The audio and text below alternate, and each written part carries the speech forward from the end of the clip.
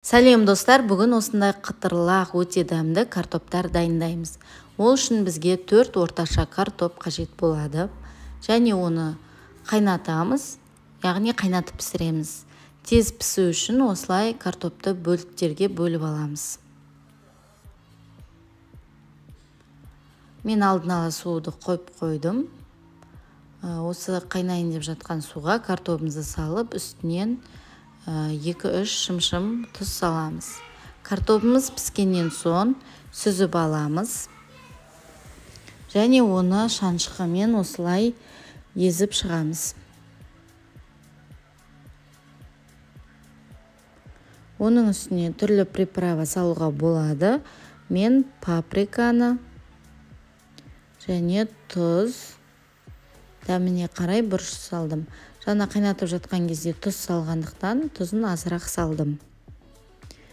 Және картоп крахмалы немесе жаңағы жүгері крахмалын қосуға болады. Мен 2 шай қасық картоп крахмалын қостым. Осылай жақсылап араластырамыз. Сосын қолымызбен зуала қамыр ұқсатып біріктіріп шығамыз. Енді бұл зуаламызды бөліктерге бөлеміз. Кез келген формаға келтіріп алуларыңызға болады. Мен 4 бұрышты етіп жасадым, қуырғанға ыңғайлы болу үшін. Осылай пышақпен бөліктерге бөліп аламыз. Міне дайын болды. Енді бір жұмыртқаны шағып, оны жақсылап араластырамыз. Және осындай панировочный сухаридің үстіне сыр қосамыз. Сыр қоспауға да болады. Мен кішкене сыр қостым. Енді бірінші жұмыртқамызға, араластырған жұмыртқамызға аунатып аламыз картопымызды. Және осы сухариге аунатып аламыз. Барлығын бірден жасап алуға болады. Осылай барлығын аунатып шықтым.